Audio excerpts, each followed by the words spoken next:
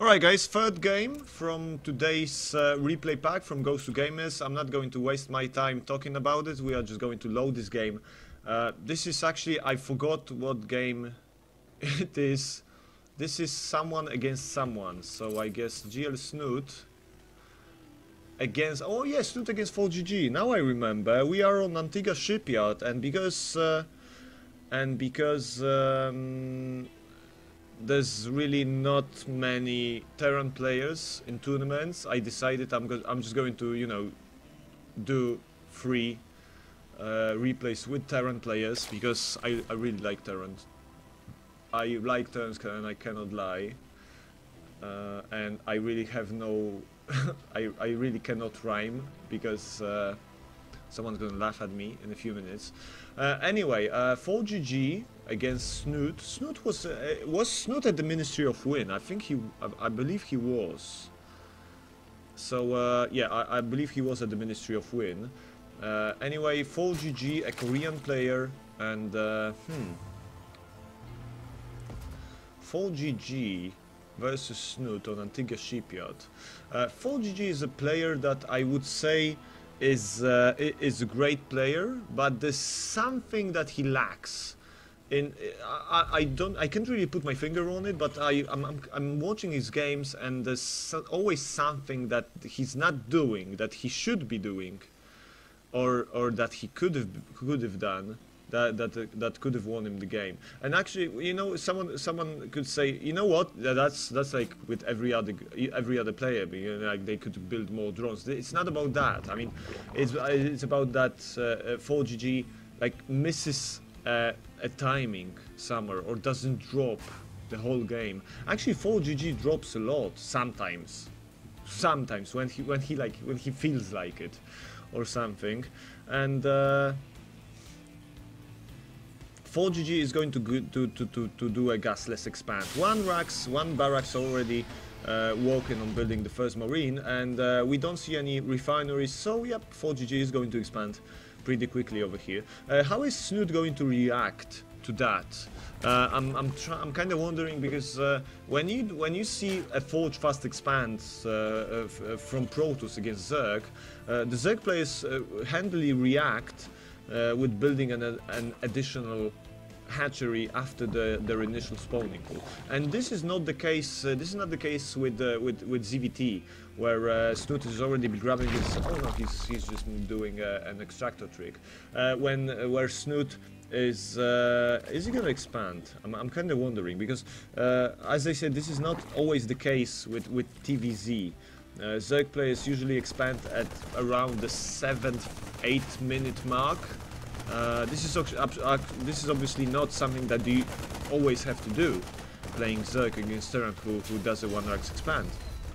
But this is usually the case. Why? Well, the thing is that first of all, ForGG will make a factory over here in a minute or two. There we go. And he's going to try and harass Snute with Hellions, which makes defending the third base even more difficult when there are already some drones over there. The second thing is that if ForGG goes the Reactor Hellion Cloaked Banshee route, it becomes even more tough to defend sometimes two places at once, sometimes just one place, but with a concentrated attack of both Hellions and Banshees against one, maybe two Queens that fall quickly. Without Zerglings, without Roaches, and without a good anti-air defensive position, you are going to be severely crippled. And this is something a lot of Zerg players want to avoid when they build their later base. As you can see, this is a standard 1-rax expand into Reactor Hellions into Banshees. This is probably going to be a Cloaked Banshee build, unless ForGG shows us the technology route, I mean the mech route. We'll find out in a few minutes. So right now Snute is grabbing well, three extractors. He's already building a spine crawler, and well, his third base is up, but it's not running yet. So Hellions cannot really attack. They can they can scout it, and this is actually, if ForGG doesn't do that, it's going to be a huge mistake. He does that. There's already Banshee being built, 2 more Hellions on the field, and right now, well, ForGG has a really good presence on the map. He's building 2 more Hellions, so what I'm looking at is that he's I can't really say it, but I'm kind of wondering if he's going to build around 8-10 Hellions. 1 Creep Tumor is not going to get attacked. Oh, is he gonna? Oh, he body blocks the entrance in the last second. 1 Hellion pays the price for this reckless, I'd say, reckless attack by ForGG, and ForGG cannot really deal any significant amounts of damage. And right now, well, what is ForGG going to do? He has 1 Banshee, 2nd Banshee in production. He's trying to storm the front for Snute, but this could be problematic. But at the same time, as you can see, Antiga Shipyard is a map where there's a lot of room to maneuver. And another, oh, great evolution chamber placement by Snute. At the last time, at the last second, he just drops an evolution chamber over there. That was a great play. That was a great play by Snute. But ForGG doesn't stop. He's going to try and assault the Queen. The Queen is probably going to go down. It goes off the creep, and there we go. Cloak on the Banshee. Are the Hellions going to try and attack anything? No, there's already 2 queens over here. 1 queen goes down. A few drones destroyed, but this is probably everything that is going to occur. And this queen survived. This queen survived. So. Yep, that's gonna be it. That's gonna be it. The Banshee is visible right now because Snute has the spoke rollers.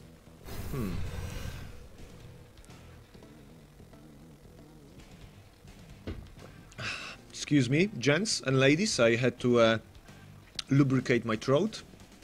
No pun intended. But at the same time, ForGG is just going a standard, pretty standard mass marine and marauder with a few Hellions route. There's a few Banshees still being built. I quite like this choice because Banshees are well widely considered as a unit that only exists to harass, and this is actually not entirely true. Banshees can have a strong mid-game presence when coupled with other units. They can snipe expansions that are being built in progress.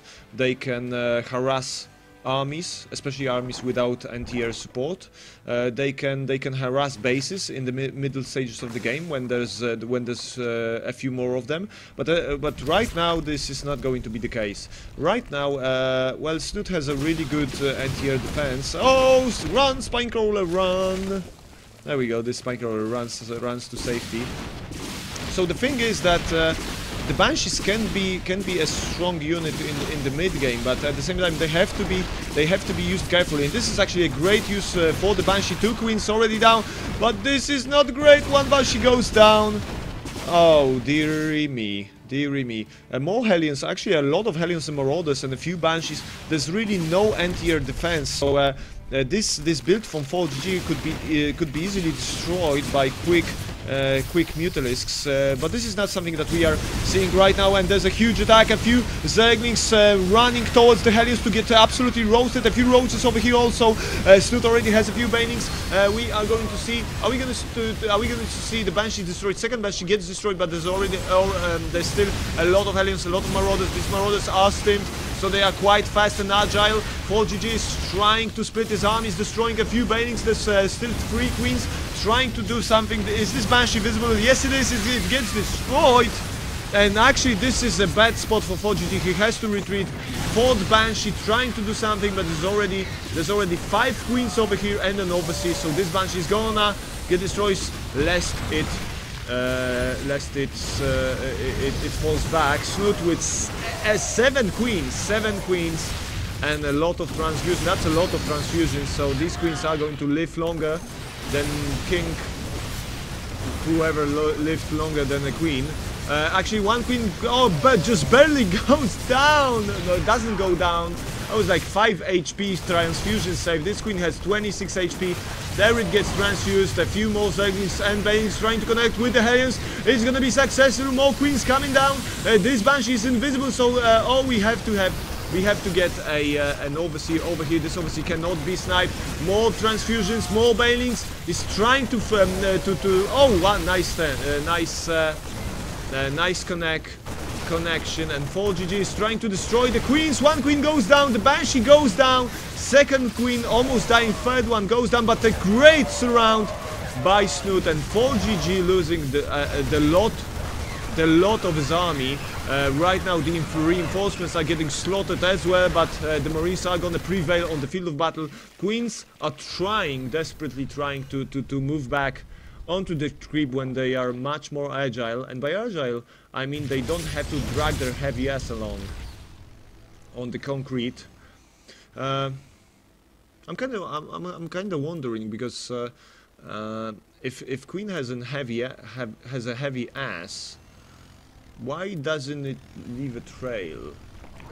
Interesting. But right now, well, ForGG is trying the Russian general approach. If X amount of units didn't work, well, let's try X times 2. And it's all cute, it's all nice, and ForGG is displaying a lot of aggressive behavior. But right now, well, there's a lot of Marines without upgrades. There's a lot of Banes that are +1/+1 already, so this is not the best position. These Marines have combat shield and stimpack, but this is not enough. He has to have more upgrades on these Marines, and already Banes are with speed, and speed Banes on creep is a disaster, it's an absolute disaster, and these Hellions are gonna get surrounded. Lest ForGG does something about it. A few roaches tanking the damage, and right now ForGG in full retreat as Snute takes the lead in this game. Two Banshees are trying to do something. Are they going to target the Banelings? One Baneling goes down, second Baneling goes down. But is this going to be enough? Banelings rolling. The Banelings are rolling quite fast. Oh, the Marines are going to get connected with the Banelings. A lot of Hellions dying over here. A few Marines left, but this is going to be enough. Just a few roaches over here. Siege tank popping out of the factory just in time to save. Well, a lot of these units. Yep, the roaches are not going to do a lot of damage, and actually this attack wasn't really. I would say that this attack wasn't really that successful. We still have 48 SCVs against 53 drones, and in total, Snute killed 3 SCVs. So this is actually quite an insignificant amount of SCVs destroyed. At the same time, Snute is droning. He knows that now is the time. His opponent is not going to attack him in the next few minutes, because not only he got decimated when it comes to his army, but at the same time ForGG already expanding, so he really has to work on his third base saturation, and he really kinda wants to be a bit more defensive. The thing is, right now Snute has less supply than his opponent, and at the same time he wants to expand. Right, and he wants to expand badly, but the thing is, there's not really many options for Snute. He can either expand at the short 12 o'clock position, i.e. in the middle of the map, or at the 1 o'clock position, which he's doing right now. And this is something that a lot of Zerg players, and not only Zerg players, dislike about Antiga Shipyard. When you can take your third expansion quite quickly and defend it right here before all the three bases, the fourth, fifth base, and so on are really quite tough to defend against drops, against run-bys, drive-bys, and against multi-pronged harassment and attack. It's getting increasingly difficult for a player that expands aggressively to hold on to his bases, especially when you play against a Protoss or a Terran player as a Zerg, in my opinion, where basically what you want is to have more bases than your opponent. So when ForGG is sitting comfortably at 3 bases and he's trying to establish his fort with a planetary fortress, right now Snute wants 5 bases immediately. We have a few Infestors over here being built, but right now at the 20th minute mark, Infestors are really needed for Snute. There's 2 Zerglings over here. Is he gonna see these Zerglings? All right, yeah, the Zerglings are idiots, basically. But right now, are we gonna see some good infested turn? This is gonna be sick. This is gonna be good. Snute is trying to do something over here. What is he going to achieve? There's a lot of infested Terran energy on these Infestors. 115, 116. What is he waiting for? He can drop 4 Infestors each. 4 infested Terrans for each Infestors. Oh, is he gonna fungal? Is he gonna fungal this whole mineral line? This is going to be absolutely amazing, because this could be way more effective. There's already 20 SCVs and 5 mules over here. There's an attack with Banshees at this expansion. This expansion is going to go down. This is going to be 4 bases against 4 bases. Snute is holding on over here with his Infestors. Are we gonna see a fungal? He's not really doing anything over there, and I don't really know what he wants to do right now. Right now, there's a few Infestors over here. Fungals in this mineral line. Oh, he's really trying to do something. There's another fungal, another 2 fungals over here. 2 more fungals, a few infested marines. Everything blows up over here. Oh my god, this is actually a sick harassment. Absolutely sick harassment. 21 SCVs and counting. Wow. That is actually great. I mean, Snute. Oh, actually, Snute is not moving out. Oh, this is a huge mistake by Snute, losing these Infestors. That was a really cheap trick from Snute, trying to stay over there, but he's at the same time he's trying to attack this base, but there's only a handful of infested Terrans being dropped into this mineral. The thing is, he's drawing the siege tank fire onto the SCVs, so this is actually a good thing, because but right now we are going to see a few Zerglings, few dozen Zerglings attack, and ForGG is in a really good spot, I'd say, because right now the Planetary Fortress is not really going to go down. It's not really gonna fall down. Snute is trying to do something with the Infestors. Oh, the siege tanks cannot siege. Only 1 siege tank is in the siege mode. Nice splash damage force, and only 1 siege tank remains over here. Great attack by Snute, and ForGG is in a tough position. He has this planetary. But his opponent has the middle map presence. He has more army. He only has 1 siege tank, and he can fungal this mineral eye. He can draw fire from the siege tanks onto the SCVs. And right now there's an attack a bit of a harassment option from ForGG. A few Banings trying to connect with the Marauders, but Marauders are really resilient against these units. They are already 2-2, whereas Snute has +3 on the Zerglings, and the Skyteam is planting being researched. Antiga Shipyard, a really good map for Ultras, but there we go, an escalation from ForGG. He's trying to destroy as many Infestors as possible before his forces go down. 1 siege tank is barely going to go down, and there's a few Queens being destroyed right now. Valiantly trying to defend this expansion. Is ForGG going to take the middle of the map? More Infestors being destroyed. What is Snute doing? Snute is losing his super important units, and right now he's trying to defend the Planetary Fortress. The Planetary Fortress is going to go down. 2 Ultras destroy the Planetary Fortress. 3 Ultras destroy the Planetary Fortress, and all 3 of them dying. Right now there's a few more Queens trying to defend. They all have a lot of transfusion energy, but he's not going to use that. Is he going to use that? He's tanking the siege tank damage with the Queens. As you can see, this is a really effective way of tanking the siege tank damage. But this Queen is not. Oh, nice transfusion, nice fungal too. And right now ForGG is trying, is overextending himself to take the middle position on the map near the Zelnaga Tower. This is actually super critical right now. If ForGG takes this position, he's going to be in a great spot. He already pushed the grid back a bit.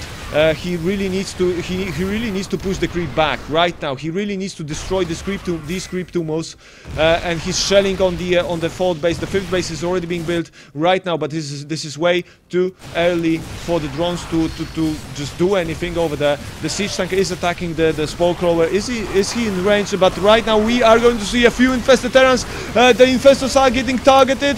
These are really huge losses for Snute, but he's trying to retake the control of the middle of the map. Unsuccessful at that. More infestors, more zerglings swarming in. Are we gonna see a good fungal? One good fungal, a few marauders dying. There's really no medivacs over here, so every fungal counts. Every fungal is a disaster for ForGG. And right now, ForGG with a sliver of his units, I don't know, like how to call it even. But right now he's destroying the creep tumor, something he should have done a minute ago. Almost every single creep tumor dies apart from this one. And right now, well, Snute didn't really lose his base over here yet. Are we gonna see? Well, there's two spine crawlers pushing in. Are we gonna see? There's few siege tanks trying to destroy every single unit. Marines are dying.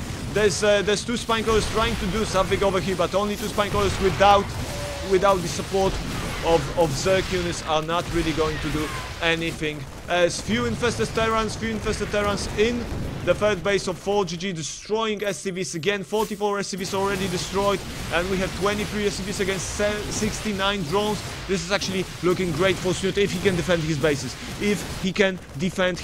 Because right now Snute is being attacked with one marine, alright? Like one marine is attacking this base, so deal with it, Snute. But ForGG is not giving up. He's trying to ninja mine, but great infested terran positioning. We are going to see more infested terran, but he has to wait for more energy. Only 44 energy on both of these infestors. That means in a few minutes he's going to be able to throw only 4 infested swarm eggs, and right now these infested swarm eggs are basically what's holding Snute in this game. Infestors are what's holding Snute in this game. 2 infested terrans are being dropped right now. How many kills? There's, well, I don't know really, because they don't have a kill count. But right now a few zerglings swarm in. There's mainly marauders and a siege tank. That's not really much damage. Oh, did he just target his own siege tank, I wonder? Maybe I was mistaken. Maybe I just saw over there, but there's still 2 infestors over here. Are we gonna see an attack from Snute? 133 supplies against 48. ForGG on the back foot. He's trying to defend his third base, but this could be not be enough. 28 zerglings, 4 more infestors. What's the unit count? 73 against 36, and this is actually a terrible spot for ForGG to be in. And I'm kind of wondering if Snute can do anything about that. I don't think so. I mean, if ForGG can do anything about that, I don't think so. He's defending against the drops. Is he gonna catch? Oh, that was a really bad decision from well, bad decision. Relatively bad decision from Snute, because he could have caught that medivac, and that would have been a huge blow for ForGG. He has 4 medivacs, but not really a lot of anything else. And yep, that's gonna be 1, 2 fungus. Are we gonna see a fungal? There's no fungus at all. 1 fungal goes down. Another one targeting the top portion of this army. Medivacs cannot run away, and there's already a drop in the main. ForGG with only 2 marauders. Are we gonna see a fungal? Another fungal, and this medivac is gonna get destroyed. This actually closes. I mean, I think this actually closes this chapter about ForGG trying to get back into this game. A few more infested terrans, but ForGG is going to. I think he's even mocking ForGG at this point, Snute, or maybe it was a misclick. Nevertheless, though, there's so many infestors that he can just rain infested terrans. 1 sick fungal. GG, says ForGG. And that's going to be it. Absolutely great game by Snute and ForGG. Now I believe that it's time to say that these are really amazing replays for today's replays of the week from Ghost Gaming. So we are going to see probably 1 more replay. I'm going to record it, but I'm going to see if this is going to get onto YouTube today. maybe today, perhaps tomorrow if I have time, because at 7 p.m. today we have Inter Extreme Masters Guangzhou qualifier stage 2, so you can tune in into that. But as I said, thanks for watching, and this is going to be one of the last games, last game coming up in just a few minutes.